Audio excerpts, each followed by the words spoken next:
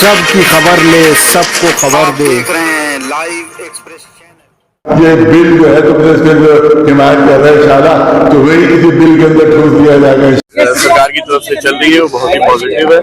یہ بل جو ہے تم نے اس کے اندر حمایت کر رہے ہیں انشاءاللہ، تو وہی کسی بل کے اندر ٹھوس دیا جائے گا۔ سرکار کی طرف سے چل رہی ہے وہ بہت ہی پازیٹیو ہے۔ سرکار کی طرف سے چل رہی ہے وہ بہت ہی پازیٹیو ہے۔ آداب، میں ہوں صفدر رضوی، آپ دیکھ رہے ہیں لائیو ایکسپریس چینل۔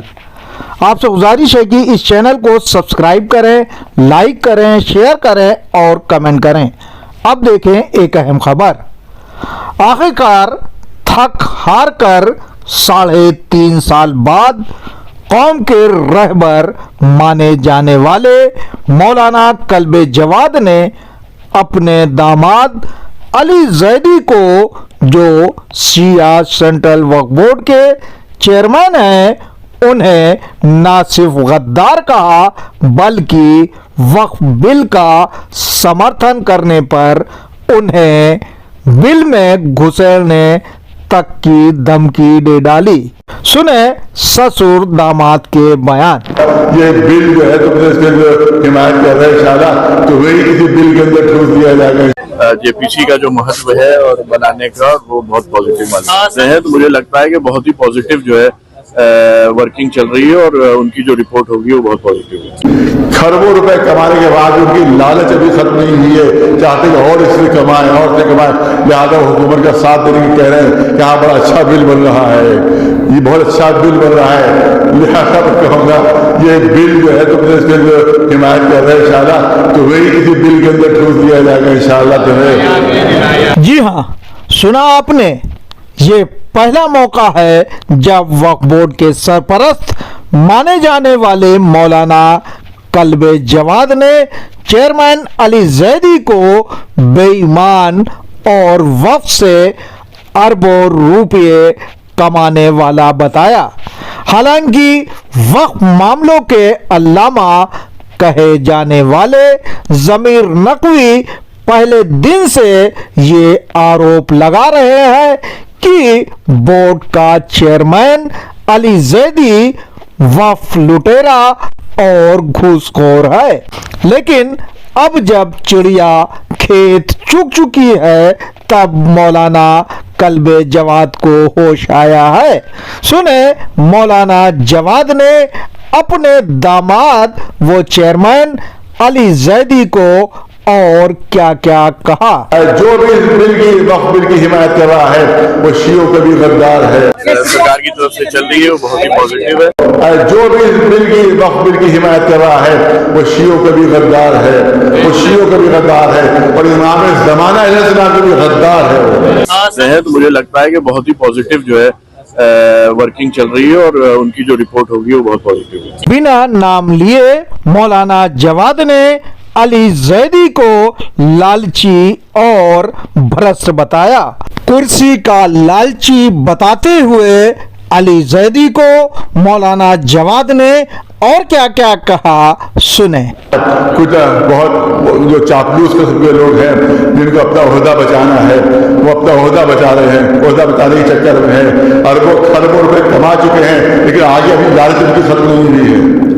کھربوں روپے کمانے کے بعد ان کی لالچ ابھی ختم نہیں ہوئی ہے، چاہتے کہ اور اس سے کمائیں اور سے کمائیں، لہٰذا حکومت کا ساتھ دینے کی کہہ رہے ہیں کہ ہاں بڑا اچھا بل بن رہا ہے، یہ بہت اچھا بل بن رہا ہے، لہٰذا میں کہوں گا یہ بل جو ہے تم نے اس کے اندر حمایت کر رہے ہیں انشاءاللہ، تو وہی کسی بل کے اندر ٹھوس دیا جائے گا انشاءاللہ تمہیں۔ اور تم جو ہو، جو بھی اس بل کی وقف بل کی حمایت کر رہا ہے وہ شیعوں کا بھی غدار ہے، وہ شیعوں کا بھی غدار ہے، اور امام زمانہ علیہ السلام کا بھی غدار ہے۔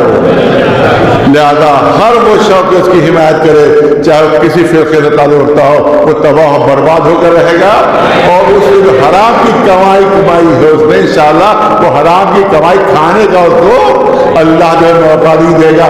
مولانا جواد نے اپنے داماد علی زیدی کو غدار اور عمر سعد بتایا، جس نے حکومت رائے کی لالچ میں امام حسین علیہ السلام کا قتل کرایا۔ مولانا جواد نے علی زیدی کو اور کیا کیا کہا، سنیں ان کی زبانی۔ انشاءاللہ یہ رائے کی حکومت ثابت ہوگی، جو ہمارے ساتھ اس طرح سے رائے سے فائدہ نہیں اٹھا سکا، تم بھی یہاں کی کمائی سے فائدہ نہیں اٹھا پاؤ گے۔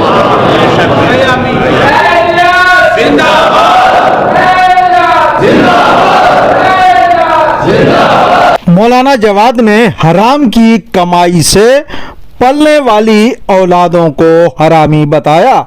لوگوں کا کہنا تھا کہ وہ یہ بات علی زیدی اور وقف مافیا شمیل باورچی کے لیے کہہ رہے ہیں۔ انہوں نے اور کیا کیا کہا، سنیں مولانا جواد کی زبانی۔ اربوں کما لی ہے تم نے اور چاہتے اور اربوں ابھی کماؤ، لیکن انشاءاللہ تمہیں رات نہیں آئے گی حرام کی کمائی، رات نہیں آئے گی۔ اور یاد رکھو کہ حرام زادے صرف وہی نہیں ہوتے ہیں جو ناجائز طریقے سے پیدا ہو، جو حرام کے مال سے اولاد پیدا ہوتی ہے وہ بھی حلال زادی نہیں ہوا کرتی، تو تمہاری اولادیں بھی حلال زادی نہیں ہوں گی اگر حرام کے مال کھلا کے تم نے ان کو پرورش دی ہے۔ مولانا جواد نے کہا کہ جس طرح پوری دنیا میں شیعوں پر ظلم ڈھایا جا رہا ہے، اسی طرح اپنے دیش میں بھی شیعوں پر ظلم ڈھانے کا سلسلہ جاری ہو گیا ہے۔ سب سے پہلے ان کے وقف کو ہتھیانے کی کوششیں کی جا رہی ہیں۔ سنیں مولانا جواد نے اور کیا کیا کہا۔ ہندوستان میں بھی اس کی شروعات جو ہے وہ ہو چکی ہے، اور ہم دیکھ رہے ہیں کہ کس طرح سے ظلم کیے جائے رہے ہیں اور کس طرح سے ہماری جائیدادوں پر قبضہ کرنے کی پروگرام جو ہے بنائے جا رہے ہیں، اور ظاہر کہ یہ بھی ظلم ہی میں شمار ہوگا۔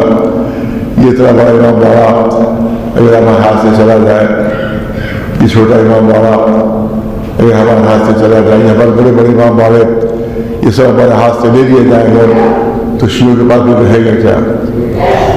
پھر شیعوں کا دامن خالی ہو جائے۔ پوری پلاننگ یہی ہے کہ تمام بڑی بڑی وقف کی جائیدادوں کو جو ہے اس کو ہتھیا لیا جائے، اور بالکل ہی شیعہ جو ہے بے بس ہو جائے۔ ظاہر کے اس سلسلے میں ہمیں بہت زیادہ اس عملی قدم اٹھانا ہوگا، خالی بیانات دینا جو ہے وہ کافی نہیں ہوگا، بلکہ عملی کے میدان میں ہمیں آنا ہوگا۔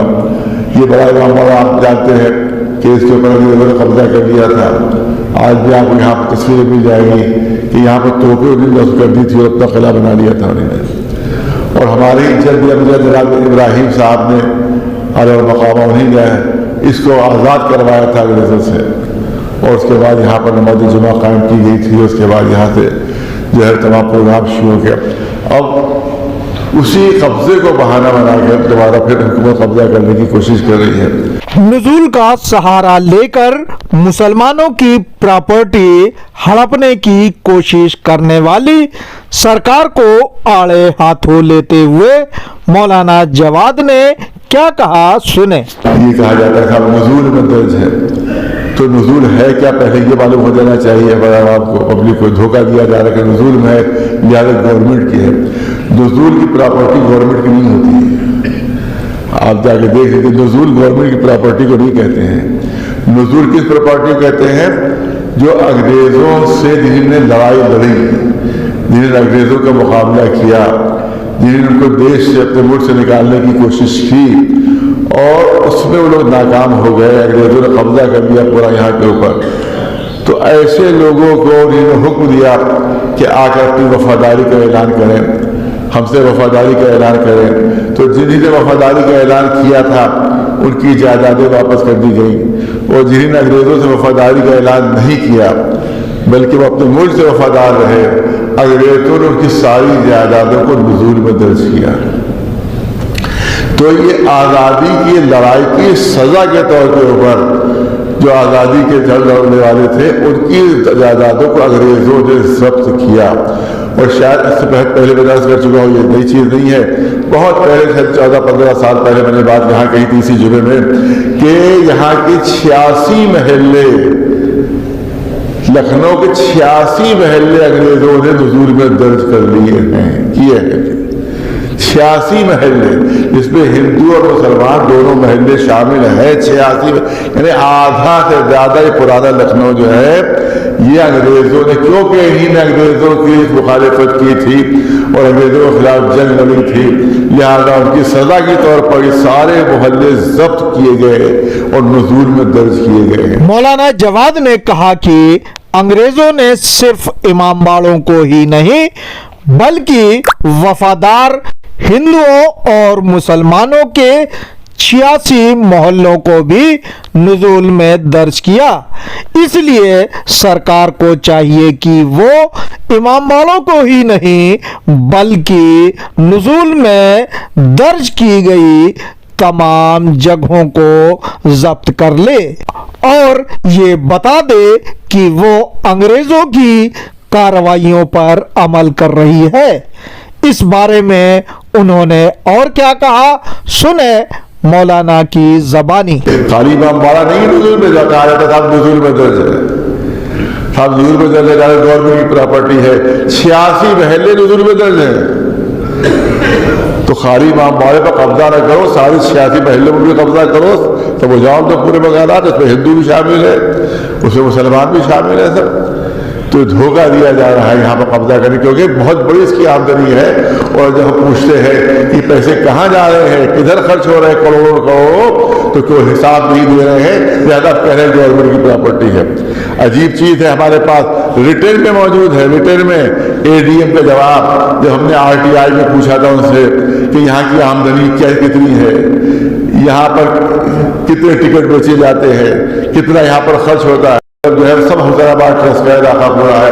وہاں کے لیے ہم نے کہا کہ وہ لیز ڈیڈ ہمیں دکھائیے. یہ گول دروازے کی پوری عمارتیں جو ہے وہ حیدرآباد وقف کی ہے. گول دروازے کی جتنی بھی عمارتیں ہیں سب حیدرآباد وقف کی ہیں اور وہ لیز پر دی گئی ہیں. ہم نے کہا وہ لیز ڈیڈ ہمیں دیجیے, تو جواب میں ہمارے پاس لیٹر موجود ہے کہ DM صاحب کی ADM صاحب کا جواب آیا تھا کہ یہ پرائیویٹ وقف ہے. وہ جواب ہمارے پاس محفوظ ہے, یہ پرائیویٹ وقف ہے, سرکار سے اس کا کوئی تعلق نہیں. نہ بڑے امام باڑے کا سرکار سے کوئی تعلق ہے, نہ چھوٹے امام باڑے کا سرکار سے کوئی تعلق ہے, نہ گول دروازے کی ٹرسٹ کا سرکار سے کوئی تعلق ہے. لہٰذا ہم RTI کے اندر نہیں آتے ہیں, RTI کے اندر نہیں آتے, ہم جواب نہیں دیں گے. ایک طرف DM کہہ رہا ہے یہ پرائیویٹ وقف ہے, سرکار سے کوئی تعلق نہیں, اور دوسری طرف ایک سرکاری افسر کا عورت کہہ رہی ہے یہ سب کے سب سرکار کا ہے. بتاؤ تم دونوں میں جھوٹ کون بول رہا ہے؟ DM جھوٹ بول رہا ہے کہ پرائیویٹ وقف ہے, جب ایک عورت جو ہے بڑے عہدے پر پہنچ گئی ہے. ہم کو یاد ہے کہ اسی عورت نے بھرپور ساتھ دیا تھا وسیم تیاگی کا, اور اس کو جو نہیں ہٹ پا رہا تھا تو پوری یہی اس کی حمایت کر رہی تھی, اور یہ چمچا گیری کیا کرتی تھی اعظم خان کی. اعظم خان سے اس کے بڑے گھنٹ سمبند تھے اس کے, اور انہیں سے کی چمچا گیری یہ کیا کرتی تھی. آج بھی یہ وہی سازشیں کر رہی ہے ہم لوگوں کے خلاف جو اعظم خان کے زمانے میں سازشیں کرتی تھی. آج اس کا بیان آیا ہے کہ سب سرکاری عمارتیں یہ ہیں. تو بتاؤ DM کہہ رہا ہے پرائیویٹ وقف ہے اور تم کہہ رہی ہو سرکاری ہے, تو دونوں میں بڑا جھوٹا کون ہے یہ بتا دو پہلے. ہمارے پاس ریٹرن میں موجود ہے. تو یہ اس طرح کی حرکتیں ہو رہی ہیں, اور سوال یہ ہے کہ انگریزوں نے نزول میں درج کیا ہے تو اس سے تم فائدہ اٹھا رہے ہو, اس کا مطلب ہے کہ ان کے اس عمل کو تم صحیح مان رہے ہو. مولانا جواد نے علماء سے ایک جٹ ہو کر امام باڑوں کو بچانے کی اپیل کی اور سرکار سے کہا کہ وہ یہ کہہ دے کہ انگریزوں نے جو ظلم کیا وہ صحیح تھا. سنیں مولانا جواد کی زبانی.